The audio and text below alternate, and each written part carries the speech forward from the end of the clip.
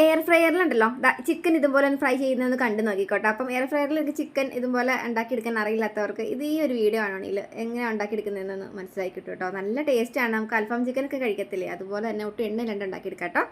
അപ്പോൾ ഇതുപോലെ നിങ്ങൾ ചിക്കനൊക്കെ വാങ്ങുവാണെങ്കിൽ ഇതുപോലെ ഒന്ന് ഫ്രൈ ചെയ്ത് നോക്കാം കേട്ടോ. ഞാനിപ്പോൾ ഈ ചെസ്റ്റ് പീസാണ് കേട്ടോ വാങ്ങിച്ച് ഒന്ന് മുളക് പൊറ്റിയെടുക്കുന്നത്. അപ്പം നിങ്ങൾ ചിക്കൻ എല്ലോ കാലോ എന്നാ വെച്ചിട്ടുണ്ടെങ്കിൽ ഇതുപോലെ ചെയ്തെടുത്തോട്ടോ, നല്ല ടേസ്റ്റാണ്. അപ്പോൾ ഇതുപോലെ കുറച്ച് ഇഞ്ചിയും വെളുത്തുള്ളിയും അതുപോലെ തന്നെ കുറച്ച് കുരുമുളകും കുറച്ച് ചുവന്നുള്ളിയും അതുപോലെ തന്നെ കുറച്ച് കറിവേപ്പില കേട്ടോ. പിന്നെ ഇതിനകത്ത് കുറച്ച് വെള്ളം കൂടി ചേർത്ത് കൊടുത്തിട്ട് നന്നായിട്ടൊന്ന് മസാല പേസ്റ്റ് ചെയ്ത് എടുക്കുക കേട്ടോ. നല്ല ഒരു ഈ അൽഫാം ചിക്കനൊക്കെ കഴിക്കത്തില്ലേ, അതിൻ്റെ അതേ ടേസ്റ്റാണ്. നമ്മൾ ഈ കറങ്ങുന്ന ചിക്കൻ നമ്മൾ കടയിൽ നിന്ന് വാങ്ങി കഴിക്കത്തില്ലേ, അതിൻ്റെ അതേ ടേസ്റ്റാണ് കേട്ടോ. ഒരുപാട് എണ്ണയും വേണ്ട, വളരെ ഹെൽത്തിയാണ്. അപ്പോൾ ഞാൻ അരച്ചൊന്ന് എടുത്ത് ഒഴിച്ചിട്ടുണ്ട്. അതിനകത്തേക്ക് ഒരു സ്പൂണോളം മുളക് പൊടി കേട്ടോ, പിന്നെ ഒരു അര സ്പൂണോളം മഞ്ഞൾപ്പൊടി, പിന്നെ കുറച്ച് ഗ്രാമ്പു ഏലക്ക പട്ട പൊടിച്ചത്, അല്ലെങ്കിൽ നമ്മൾ ചിക്കൻ മസാലയുടെ പൗഡർ ഉണ്ടല്ലോ അതൊരു സ്പൂൺ ഇട്ട് കൊടുത്താലും മതി കേട്ടോ. ഇനി നമ്മൾ തൈര് ചേർത്ത് കൊടുക്കുകയാണെങ്കിൽ നമുക്ക് എണ്ണ ഒട്ടും തന്നെ ഇല്ലെങ്കിൽ നല്ല ടേസ്റ്റും ആയിരിക്കും. ഇനിയിപ്പോൾ തൈര് ചേർത്തില്ല എന്ന് വെച്ചാൽ കുഴപ്പമൊന്നുമില്ല, ഇനി തൈര് ചേർക്കണമെങ്കിൽ ചേർത്താൽ മതി കേട്ടോ.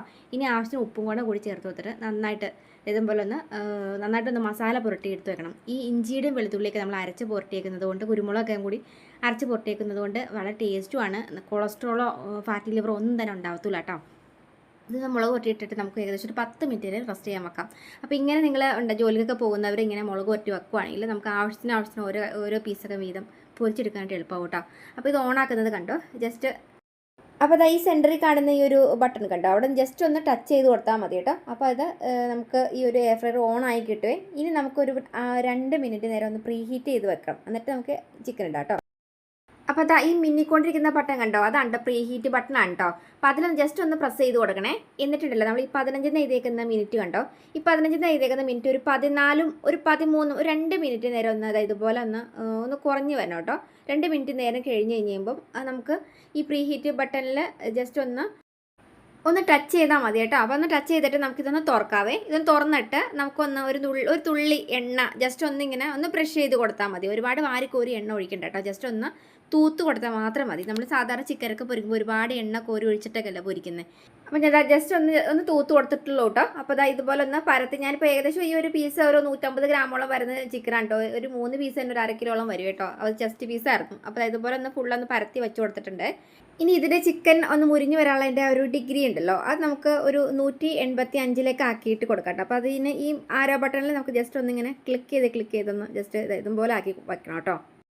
ഇനി അപ്പുറം കാണുന്ന ആരോയിൽ നമുക്ക് മിനിറ്റ് സെറ്റ് ചെയ്യാം കേട്ടോ. ആ ഒരു ആര കണ്ടോ, അതിൽ നമ്മൾ മിനിറ്റ് സെറ്റ് ചെയ്യണം കേട്ടോ. ഇതുപോലെ കേട്ടോ, ഒരു 10 ഇപ്പോൾ 185 ഡിഗ്രിയിൽ 10 മിനിറ്റ് നേരം ഒന്ന് സെറ്റ് ചെയ്യാനായിട്ട് ഇതുപോലെ വെക്കാം കേട്ടോ. അപ്പോൾ ഒന്നുകൂടെ നമ്മളൊന്ന് ഓണാക്കി ഇതുപോലെ വെച്ചിട്ടുണ്ട് കേട്ടോ. ഇനിയിപ്പോൾ അവിടെ ഇരുന്നൊന്ന് നല്ല രീതിയിൽ തന്നെ അത് അകത്ത് ചൂടോ ഒരു 185 ഡിഗ്രി സെൽഷ്യസിൽ ആ ഒരു നല്ല ചൂട് കാറ്റ് അതിൻ്റെ അകത്ത് ഇങ്ങനെ അടിച്ചടിച്ച് നമ്മുടെ ചിക്കൻ നല്ല രീതിയിൽ ഇങ്ങനെ വെന്ത് വരും കേട്ടോ, നല്ല മുരിഞ്ഞ് കിട്ടും. അപ്പോൾ ഇതുപോലെ നിങ്ങൾ സമയം നോക്കുക കേട്ടോ, മുകളിൽ ഇങ്ങനെ ടൈം ഇങ്ങനെ കുറഞ്ഞ് 1 വന്നിട്ട് ഇതുപോലെ അത് തന്നെ ഓഫാവും. അപ്പോൾ താനെ ഓഫായി കഴിയുമ്പം നമ്മൾ ഈ ഒരു താഴത്തെ ഇതുണ്ടല്ലോ അതൊന്ന് തുറന്നിട്ട് നിങ്ങൾക്ക് ഇനിയിപ്പോൾ എണ്ണ ഒന്ന് ബ്രഷ് ചെയ്ത് കൊടുക്കണം എന്നുണ്ടെങ്കിൽ ഒന്നുകൂടെ ഒന്ന് ബ്രഷ് ചെയ്ത് കൊടുക്കാം കേട്ടോ. ഞാൻ ബ്രഷ് ചെയ്ത് കൊടുത്തിട്ടില്ല, ജസ്റ്റ് ഇതുപോലെ ഒന്ന് ഫുള്ളായിട്ടൊന്ന് തിരിച്ചിടുന്നുണ്ട് കേട്ടോ. തിരിച്ചിട്ട് കൊടുത്തതിന് ശേഷം നമുക്ക് ഒരു 10 മിനിറ്റ് നേരം ഒരു അപ്പുറത്തെ സൈഡും കൂടെ ഒന്ന് വേവിച്ചെടുക്കാനുണ്ട് കേട്ടോ. അപ്പോൾ ഞാനിപ്പോൾ ഇതൊന്ന് തിരിച്ചിട്ടിട്ട് ജസ്റ്റ് ഒന്നുകൂടെ അടച്ച് വെച്ചിട്ട് നമ്മൾ ഇതൊന്ന് ഓണാക്കി കൊടുത്തിട്ട് അത് ഓൺ ബട്ടൺ കേട്ടോ, ഓണാക്കി കൊടുത്തിട്ട് നമ്മൾ ടൈം കൂടി സെറ്റ് ചെയ്ത് കൊടുക്കണം. അപ്പോൾ താഴെ കാണുന്ന ആരോയിൽ കൂടി ഇതുപോലെ പയ്യെ ഒന്ന് ക്ലിക്ക് ചെയ്ത് കൊടുത്തിട്ട് 190 ഡിഗ്രി ആക്കി വെച്ചിട്ടുണ്ട്. ഇനി ഇതുപോലെ താഴെ ഇപ്പുറത്തെ ബട്ടണിൽ ഇതുപോലെ ടൈം ഒന്ന് സെറ്റ് ചെയ്ത് കൊടുക്കാം. ഇതുപോലെ 10 മിനിറ്റ് എന്നിട്ട് കൂടി ഇതുപോലെ ഒന്ന് ഓണാക്കി വെച്ചിട്ട് നമുക്ക് ഒരു 10 മിനിറ്റ് നമ്മൾ നേരത്തെ 10 മിനിറ്റ് നേരം വച്ചില്ലേ, അതുപോലെ തന്നെ ഒരു 10 മിനിറ്റ് നേരത്തോളം കൂടി ഒന്ന് വേവിക്കാൻ വയ്ക്കാം കേട്ടോ.